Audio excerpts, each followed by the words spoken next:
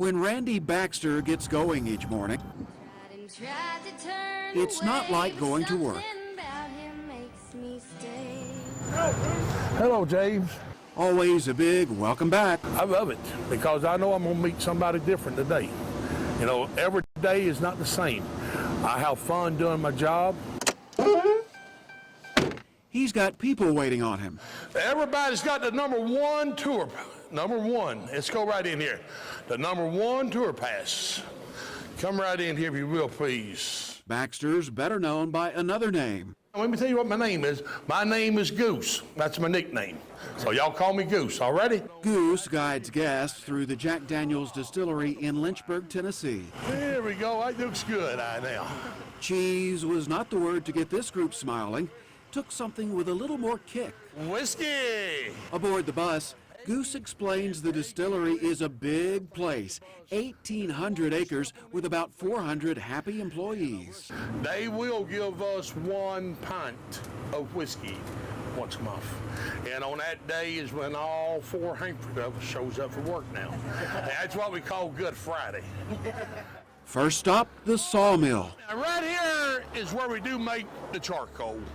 And what the charcoal is made of is hard sugar maple. No charcoal lighter to get these stacks of maple burning. Instead, whiskey lights the fire. Stick your hands out here. Rub them hands together. So what's that smell like? Like rubbing alcohol? It smells like money. A money-making spring supplies the world with old #7. Every drop of Jack Daniel's is made from this water. This cave spring is why Jack Daniel located in Lynchburg. This water is iron-free because it's filtered through limestone. I'll hop up here and have your picture made. A stone's throw from the cave, people pose for pics with a life-size bronze statue of Mr. Jack. His legend is tall, but Jack Daniel was a little guy, just 5'2". Okay, next. Human visitors, groundhogs, even wild turkeys gather around the statue's feet. By the way, one of Jack's feet is what killed him. Temper, temper, temper. Here inside his office is where Jack Daniel met his demise. He got so mad when he couldn't remember the combination to his safe, he gave the safe a good swift kick. When he kicked it, he broke his big toe, and they finally had to take his leg off, and soon after that, he did die of infection. On the walk to the distillery building smells a little like bread baking. Goose reveals the source of the aroma, a fermenting mash of corn, rye, and barley. Ain't that amazing how the yeast is eating the sugars out? No, these bubbles coming off of it, that's CO2 coming off of it right now. During distillation, steam separates whiskey from the mash. And that is 140 proof, going down into 10 feet of packed charcoal. That's how much charcoal's in these tanks, 10 feet of it. You know, this here is what makes us different. You know, we're a Tennessee whiskey, not a bourbon whiskey. This right here is what makes Jack, Jack. Goose is mighty proud to show off the single barrel bottling line. For about $10,000, you can buy a whole barrel full of Jack Daniels.